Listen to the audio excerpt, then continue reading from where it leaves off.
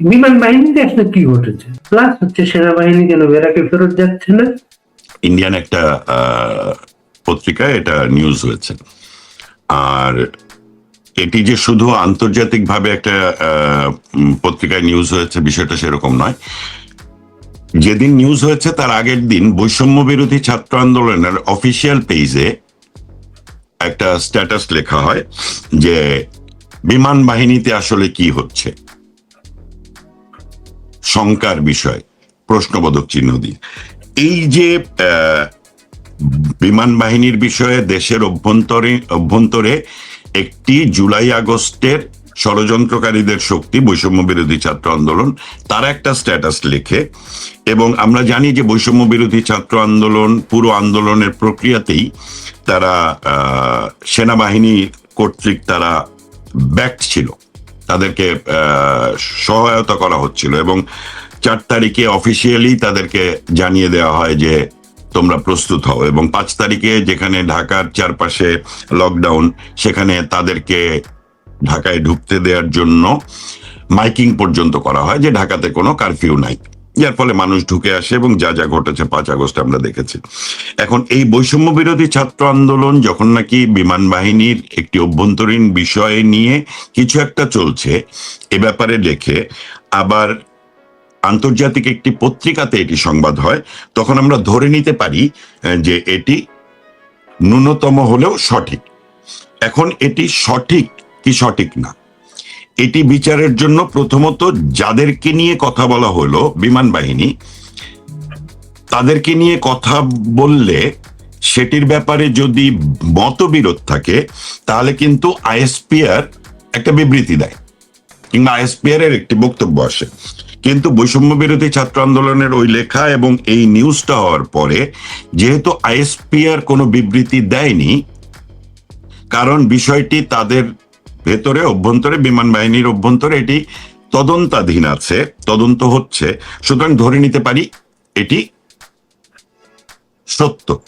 এবং যে ঘটনাটি ঘটেছে আপনি তো পড়েছেনই যে এখানে কিন্তু উচ্চ সতর্কতা অর্থাৎ হাই অ্যালার্ট জারি করা হয়েছে এবং সন্দেহ করা হচ্ছে যে তেহরিকি তালিবান পাকিস্তান টিটিপি এর সঙ্গে এদের যোগাযোগ রয়েছে।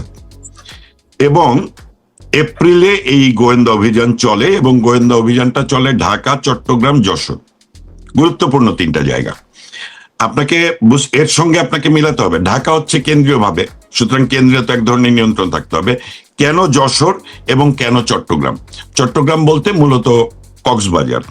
এখন এইখান থেকে এয়ার ফোর্সের যে এয়ার বেসটা আছে সেখান থেকে খুব নিকটতম দূরত্ব হচ্ছে ভারতের পশ্চিমবঙ্গের সাথে। আবার এদিকে চট্টগ্রাম থেকে হচ্ছে আপনার কি বলে মায়ানমারের পরে যে ভারতের অংশটা সেখানে। এখন এই যে পাকিস্তানি জঙ্গি গোষ্ঠীর সঙ্গে সম্পৃক্ততা এবং তাদের যে কার্যক্রম, এটার সঙ্গে আপনাকে দুটো বিষয় যদি একটু মেলাতে বলি, সমীকরণটা হচ্ছে এরকম: পাকিস্তানের পররাষ্ট্রমন্ত্রী পাবলিকলি বলেছে আমরা পশ্চিমবঙ্গে আক্রমণ করে দেব। এখন ইসলামাবাদ কিংবা করাচি থেকে কিন্তু পশ্চিমবঙ্গে আক্রমণ করা যাবে না, করতে হলে ভূখণ্ডটা ব্যবহার করতে হবে বাংলাদেশের ভূখণ্ড। তার মানে তারা যে ষড়যন্ত্রের নীল নকশাটা তৈরি করেছিল ভারতকে অস্থিতিশীল করার জন্য বা ভারত বিরোধী একটি যুদ্ধ পরিস্থিতি তৈরির জন্য, এবং এই যুদ্ধে পাকিস্তান সরাসরি অংশগ্রহণ না করলেও পাকিস্তানিদেরই একটা অংশগ্রহণ থাকবে ভারতের বিরুদ্ধে, সেই কারণে এই যে গোয়েন্দা তৎপরতা। এবং এখানে 10 জনকে জিজ্ঞাসাবাদের জন্য আটক করা হয়েছে, 4 জন বিভিন্ন দেশে চলে গেছে, তার মধ্যে পাকিস্তান, পর্তুগাল, তুরস্ক এবং নিউজিল্যান্ডের কথা বলা হচ্ছে। এবং গুরুত্বপূর্ণ ঘাঁটিগুলোতে কিন্তু ছুটি বাতিল করা হয়েছে। আর নিম্ন পদস্থ যারা তাদের মোবাইল ফোন জব্দ করে পর্যবেক্ষণ করা হচ্ছে। তার মানে ধরে নেওয়া যায় যে বিমান বাহিনীর অভ্যন্তরে যা ঘটছিল সেই ঘটনাগুলো যাতে ঘটতে না পারে তার বিপরীতে একটি গুরুত্বপূর্ণ গোয়েন্দা তৎপরতার মাধ্যমে তারা আপাতত বিষয়টা সামাল দিতে পেরেছে। এখন এই যে গুরুত্বপূর্ণ একটি ঘটনা ঘটতে যাচ্ছিল, এটি সামাল দেওয়ার প্রক্রিয়াটি তখন ঘটলো বিএনপি ক্ষমতায় আসার পরে, 12 ফেব্রুয়ারির নির্বাচনের ভেতর দিয়ে ক্ষমতায় আসার পরে সামরিক বাহিনীতে কিন্তু উচ্চপদস্থ অনেক রদবদল করেছে।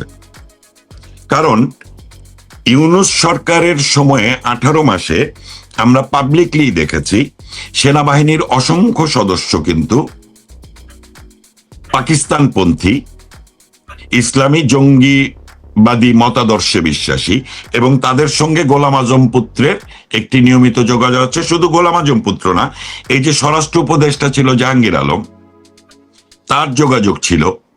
এই যোগাযোগের ভেতর দিয়ে তারা কিন্তু 12 ফেব্রুয়ারির নির্বাচনের পরেও সেনাবাহিনীর ভেতরে অস্থিতিশীল পরিস্থিতি করে ইউনূসকেই ক্ষমতায় রাখার একটি প্রক্রিয়া তারা করতে চেয়েছিল, এবং তারই প্রক্রিয়া হিসেবে পূর্ববর্তী প্রক্রিয়া হিসেবে কিন্তু হাদিকেও হত্যা করা হয়েছিল, এবং হাদির হত্যাকারীদের ভারতে আশ্রয় দেওয়া হচ্ছে, এগুলো কিন্তু তারাই বলেছে। অথচ ততক্ষণ পর্যন্ত কিন্তু ভারত কাউকে গ্রেপ্তার করেনি। তারপরে ভারত গ্রেপ্তার করেছে, তাদের শুনানি চলছে। এখন এই যে বিমান বাহিনীর ভেতরে এত ভয়ঙ্কর একটা ঘটনা, আর পাকিস্তানের পররাষ্ট্রমন্ত্রীর বক্তব্য, এটির সঙ্গে আরেকটি যোগসূত্র আপনাকে মেলাতে হবে। ইউনূস সরকারের সময় তালেবান সরকারের পররাষ্ট্রমন্ত্রী আনঅফিসিয়ালি বাংলাদেশ ভিজিট করে যায়। আনঅফিসিয়াল বলা হচ্ছে কেন? বাংলাদেশের পররাষ্ট্র মন্ত্রণালয় তাকে কোনো প্রোটোকল দেয়নি, কিন্তু তিনি এসেছেন। তিনি কক্সবাজারে মিটিং করেছেন, চট্টগ্রামে মিটিং করেছেন, বিভিন্ন সেনা কর্মকর্তাদের সাথে মিটিং করেছেন। এগুলো সবই কিন্তু পাবলিক নিউজ। সুতরাং এই জায়গাতে দাঁড়িয়ে আমার কাছে মনে হয় যে বর্তমান যে সরকার, তার বিএনপি সরকার, তারা চেষ্টা করছে 18 মাসে যে পাকিস্তান পন্থীদের আইএসআই এর মাধ্যমে বাংলাদেশের মাটিতে তাদের যে জাল বিস্তার হয়েছিল, সেই জালগুলো কাটার চেষ্টা করছে, ভাঙার চেষ্টা করছে। তারই একটি হচ্ছে বিমান বাহিনীর ঘটনা, এবং এটিকে বিচ্ছিন্নভাবে আমরা দেখতে চাই না।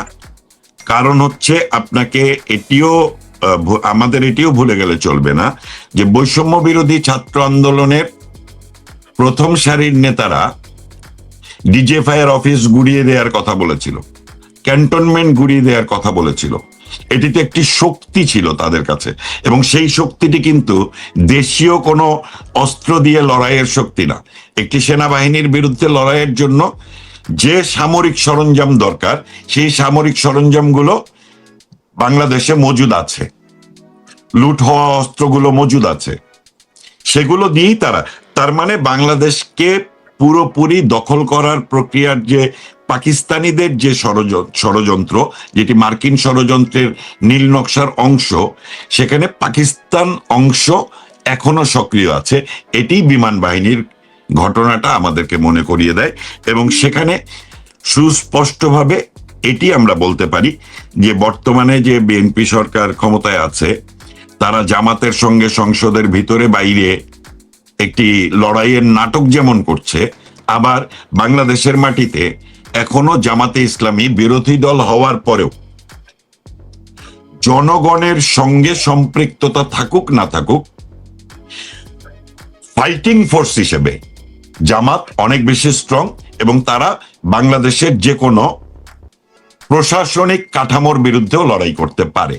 কারণ সেনাবাহিনীতে তাদের লোক আছে, সুতরাং সেনাবাহিনীর বিরুদ্ধে যদি তারা যুদ্ধে নামে, তাহলে পুরো সেনাবাহিনী তো জামাতের সঙ্গে মোকাবেলা করবে না, কারণ জামাতপন্থীরা তো জামাতের পক্ষেই থাকবে। একই রকম ভাবে বিমান বাহিনীর ঘটনাটাও সামনে আসলো। আমরা জানি না নৌবাহিনীতে কি ঘটছে, পুলিশের ঘটনা আমরা জানি, র্যাবের ঘটনা আমরা জানি, পুলিশ প্রশাসনের অন্যান্য যে তদন্ত সংস্থাগুলো আছে তাদের কথাও আমরা জানি, এবং সর্বোপরি এনএসআই এর সম্পৃক্ততার কথাও কিন্তু আমরা এখন স্পষ্টভাবে জানতে পারছি। সুতরাং যারা নাকি মনে করি আমরা যে বাংলাদেশটা মুক্তিযুদ্ধের বাংলাদেশে ফিরে থাকা উচিত, সেই জায়গাতে দাঁড়িয়ে আমরা এখনো শঙ্কার ভেতরে আছি, শঙ্কাহীন আমরা নই। অর্থাৎ বিএনপির বিরুদ্ধে গণতান্ত্রিক লড়াইটা শুরু করার আগে এখনো পর্যন্ত আমাদের বাংলাদেশ বিরোধী পাকিস্তানি চক্র এবং উগ্র মৌলবাদী জঙ্গি গোষ্ঠীর বিরুদ্ধে লড়াইটা এখনো বিদ্যমান আছে এবং এটি চালু রাখতে হবে। গণতান্ত্রিক লড়াই হবে। আপনি লক্ষ্য করছেন যে ইলেকশনের পরে সেনাবাহিনী বেড়াকে ফেরত যাওয়ার কথা ছিল, এখন পর্যন্ত বেড়াকে ফেরত যায় নাই, কবে যাবে কেউ কিছু বলছেন না।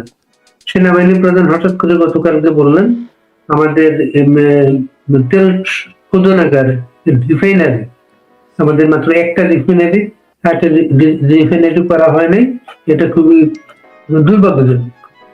এটা বিএনপি কে একটা কার্ড দিতে চাইলেন আর কি তিনি।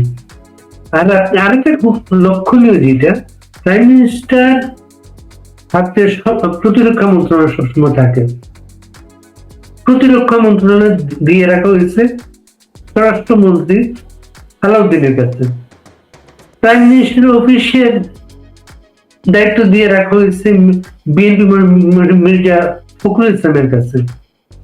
এই বিষয়গুলা কি, এটা কি তার দুর্বলতাকে আড়াল করা, না ইউনুস রেজিমের কন্টিনিউশন চলছে?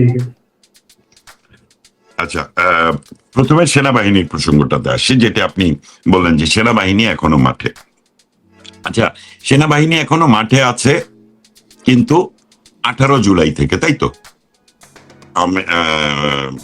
আওয়ামী লীগ সরকার, শেখ হাসিনার সরকার যখন নাকি আন্দোলন নিয়ন্ত্রণে আনার জন্য সেনাবাহিনীকে মাঠে নামালো, সেই সেনাবাহিনী মাঠে থাকলো, কিন্তু উল্টো তারা আন্দোলনের সঙ্গে একাত্মতা ঘোষণা করলো। এবং 5 আগস্টে আমরা 1971 সালে যেমন ট্যাঙ্কের উপরে ওঠে মুক্তিযোদ্ধারা বিজয় উল্লাস করেছিল, এবং ওই সময়ের সেনাবাহিনীর সদস্য যারা মুক্তিযুদ্ধে অংশগ্রহণ করেছিল তারা সেখানে আনন্দ উল্লাস করেছে, এমনকি আমাদের সহযোগী যারা ছিল ভারতীয় সেনাবাহিনীর সঙ্গেও ট্যাঙ্কে উঠে তাদের জাহাজ কি বলে জিপে ওঠে আমরা আনন্দ উল্লাস করতে দেখেছি। উদাহরণটা এই কারণে দিলাম যে 5 আগস্টে সেনাবাহিনীর সঙ্গে সেনাবাহিনীর একই আচরণ কিন্তু আমরা দেখেছি। তার মানে জুলাই আগস্টের আন্দোলনে শেখ হাসিনা যখন তাদেরকে নামালো আন্দোলনটাকে নিয়ন্ত্রণে আনার জন্য, দেশকে স্থিতিশীল করার জন্য, উল্টো তারা আন্দোলনের সঙ্গেই সম্পৃক্ত হলো। প্রথমে পেছন থেকে ছিল, পরে সরাসরি। এর অন্যতম উদাহরণ আমরা দেখতে পাই, শেখ হাসিনা চলে যাবার পরে 2 ঘন্টার মধ্যে সেনাপ্রধান সকলকে ধৈর্য ধরার আহ্বান জানালেন, তিনি নিজে দেখবেন বললেন, এবং সকল রাজনৈতিক দলগুলোকে ডেকে তিনি মিটিং করলেন। তারপরে ইউনুস আসলো, ইউনুসকে সহ 8 তারিখে গিয়ে রাষ্ট্রপতির কাছে নিয়ে শপথ করালেন, এবং আমরা জেনেছি যে মনে অনেক ব্যথা নিয়েও ডক্টর ইউনুসকে তিনি মেনে নিয়েছিলেন। তার মানে 5 আগস্টের ভেতর দিয়ে শুধু যে শেখ হাসিনাকে মানে ক্ষমতা থেকে সরানো এটি মূল লক্ষ্য ছিল সেটি না, বরং জনগণকে সামনে রেখে, অর্থাৎ জনপ্রতিনিধিদেরকে সামনে রেখে সেনাবাহিনী রাষ্ট্রটাকে চালাতে চেয়েছে। কারণ বর্তমানে জাতিসংঘ শান্তি মিশনে যাবার জন্য যদি সেনাবাহিনী সেনা শাসন দেয়, তাহলে শান্তিরক্ষী বাহিনীতে কিন্তু তাদের আর সুযোগটা থাকবে না। সুতরাং এরশাদ কিংবা জিয়াউর রহমানের মতো ওয়াকার সামরিক শাসন জারি না করেও বাংলাদেশে তার নিজের ক্ষমতা বলয় তৈরি করতে চেয়েছিল, এবং সেটারই চলমান প্রক্রিয়া হিসেবে সেনাবাহিনী এখনো মাঠে। আচ্ছা, সেনাবাহিনী এখনো মাঠে, এটির আরো একটি দিক থাকতে পারে বলে আমি মনে করি। সেটা হচ্ছে ওই যে 18 মাসে বাংলাদেশে যে উগ্র মৌলবাদী জঙ্গি গোষ্ঠীর যে উত্থান ঘটেছে, যারা ভয়ঙ্কর ভয়ঙ্কর থ্রেট দিয়েছে, তারা যুদ্ধ করবে, সশস্ত্র যুদ্ধের জন্য তারা প্রস্তুত। এই যুদ্ধের যদি ঘোষণা দিয়ে নেমে যায়, অর্থাৎ জামাত এবং বিএনপির সঙ্গে সত্যিকার অর্থেই যদি রাজনৈতিক মতপার্থক্য এমনভাবে তৈরি হয় যে জামাত রাজনীতিটা গণতান্ত্রিক প্রক্রিয়াতে আর করতে পারছে না, তারা কোণঠাসা, তখন কিন্তু ওই ইসলামিক জঙ্গি গোষ্ঠীগুলোকে দিয়ে তারা যুদ্ধ ঘোষণা করবে। সেই যুদ্ধটা মোকাবেলার জন্য সেনাবাহিনী মাঠে আছে। কিন্তু এই যে গ্যাসের দ্বিতীয়, শুধু এইটা এটাই বলতে চাচ্ছি যে মানে আমি বলছি যে শুধু কি এইটা, সেনাবাহিনীর মাঝে তো ওই ভয়টাও আছে, আওয়ামী লীগের মতো একটা বিশাল দল যে কোনো ফিরে আসবে এটা। সেনাবাহিনী মাঠে থাকা না থাকার সাথে আওয়ামী লীগের ফিরে আসার মানে কোনোই সম্পর্ক নেই। আওয়ামী লীগের আমরা ফিরে আসলে, আওয়ামী লীগ কোনো একদিন ফিরে আসলে সেনাবাহিনীর অনেকেই তো বিপদে পড়তে পারেন, সেই হিসাবে তো তাদের আছে। দেখেন, বাংলাদেশ আওয়ামী লীগের ব্যাপারে সেনাবাহিনীতে ৭৫-এর 15ই আগস্ট যেহেতু সেনা কর্মকর্তারাই বঙ্গবন্ধু এবং তার পরিবারকে হত্যা করে, সুতরাং সেনাবাহিনীর অভ্যন্তরে ৭৫-এর 15ই আগস্টের আগে থেকেই এবং 90 সাল পর্যন্ত সেনাবাহিনীতে একটা প্রোপাগান্ডা ছিল। শুধু 90 না, 90 পরবর্তী মানে 96 পর্যন্ত, খালেদা জিয়ার ক্ষমতায় থাকা পর্যন্ত। কারণ আমরা জিয়া রহমান এবং খালেদা এরশাদ সরকারকে সামরিক স্বৈরাচার বলি, কিন্তু খালেদা জিয়ার 91 থেকে 96 কিন্তু সামরিক স্বৈরাচার, কারণ তিনি ক্যান্টনমেন্টের ভাবি, জিয়া রহমানের স্ত্রী। সুতরাং তারা মনে করেছে তারাই ক্ষমতায় ছিল। তো এই দীর্ঘ 21 বছর তারা সরাসরি ক্ষমতায় থেকেছে এবং এক ধরনের প্রোপাগান্ডা ছিল যে বাংলাদেশে আওয়ামী লীগ সেনাবাহিনী বিরোধী, তারা জনগণের বাহিনী হিসাবে রক্ষী বাহিনী গঠন করার চেষ্টা করেছে সেনাবাহিনীর বিরুদ্ধে, এবং এই রক্ষী বাহিনীর বিরুদ্ধে যুদ্ধ ঘোষণা করেই কিছু সামরিক কর্মকর্তা গিয়ে বঙ্গবন্ধুকে হত্যা করে। এই প্রোপাগান্ডা সেনাবাহিনীর ভেতরে অ্যান্টি আওয়ামী লীগ একটি মনস্তত্ত্ব তৈরি করে এবং সেই মনস্তত্ত্বটা এখনো চলমান। এবং আপনি দেখবেন যে 2000 এবং হত্যাকাণ্ডকে এটাই আসছে যে 2009 ক্ষমতায় আসার 1 মাসের মাথায় আওয়ামী লীগ সরকারের পতন ঘটানোর জন্য বিডিআর হত্যাকাণ্ডের মতো একটি ঘটনা ঘটলো, এবং 50-এর অধিক সামরিক অফিসার, যেটি মুক্তিযুদ্ধের সময়ও মারা যায়নি, সামরিক অফিসারকে মানে ব্রিলিয়ান্ট সামরিক কর্মকর্তাকে হত্যা করা হলো। সুতরাং অ্যান্টি আওয়ামী লীগ ন্যারেটিভটাকে সেনাবাহিনীতে জায়মান রাখার জন্যই একটি গোষ্ঠী সবসময় তৎপর থেকেছে। সুতরাং সেই ক্ষেত্রে এই যে বর্তমান সেনাবাহিনী যারা মাঠে আছে তাদের ভেতরে অনেকেই অ্যান্টি আওয়ামী লীগ। কিন্তু ঘটনাটি সেখানে নয়। বর্তমান যে সেনাবাহিনী, তারা শুধুমাত্র আওয়ামী লীগকে মোকাবেলা করা বা সরকারকে সহায়তা করার জন্য মাঠে আছে এরকম না।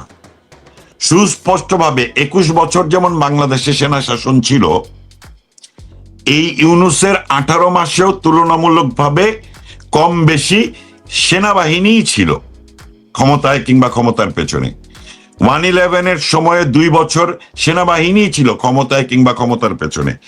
এই যে গ্যাস কূপ নিয়ে হঠাৎ করে কথা বলা, এটি তো যখন নাকি একটি বাহিনী প্রধানমন্ত্রীর অধীন এবং তারা একটি সরকারের আজ্ঞাবহ আর রাষ্ট্রের স্বাধীনতা সার্বভৌমত্ব রক্ষার দায়িত্বে নিয়োজিত, তারা কিন্তু অভ্যন্তরীণ এই অর্থনৈতিক বিষয়ে, বাণিজ্য বিষয়ে কিন্তু কখনোই তারা মন্তব্য করতে পারে না। সেনা বা প্রধানের এই মন্তব্যের ভেতর দিয়ে এটা স্পষ্ট হচ্ছে যে এই সেনাবাহিনী, বর্তমানে যে সেনাবাহিনী আছে, তাদের আচরণ পাকিস্তানের সেনাবাহিনীর মতো। আপনি দেখেন, পাকিস্তানে কিন্তু একমাত্র রাষ্ট্র যেখানে একটি আইন পাশ হলো যে প্রতিরক্ষা বিভাগ সেনা প্রধানের হাতে থাকবে। সুতরাং বাংলাদেশে সরাসরি সেনা প্রধানের হাতে থাকবে প্রতিরক্ষা বিভাগ, সেটি তারা বলছে না, কিন্তু সেনা প্রধানের বিভিন্ন বক্তব্যের ভেতর দিয়ে এটি স্পষ্ট হচ্ছে যে বাংলাদেশের বর্তমান সেনাবাহিনীর আচরণ অনেকটাই পাকিস্তানের সেনাবাহিনীর আচরণের মতো। এবং আমরা একটা কথা বলি সব সময়, সেটি হচ্ছে পৃথিবীতে সব রাষ্ট্রের সেনাবাহিনী আছে, কিন্তু পৃথিবীতে 2টি সেনাবাহিনীর রাষ্ট্র আছে, একটি মায়ানমার আর একটি পাকিস্তান। এবং ধারণা করা যায় যে বাংলাদেশও ক্রমশ সেনাবাহিনীর রাষ্ট্র হতে যাচ্ছে, যেটা আসলে 90-এ অফিসিয়ালি পরাজিত হয়েছিল, আনঅফিসিয়ালি 96-তে পরাজিত হয়েছিল, আনঅফিসিয়ালি 2011-এর সময় পরাজিত হয়েছিল, কিন্তু এখনো তারা আছে।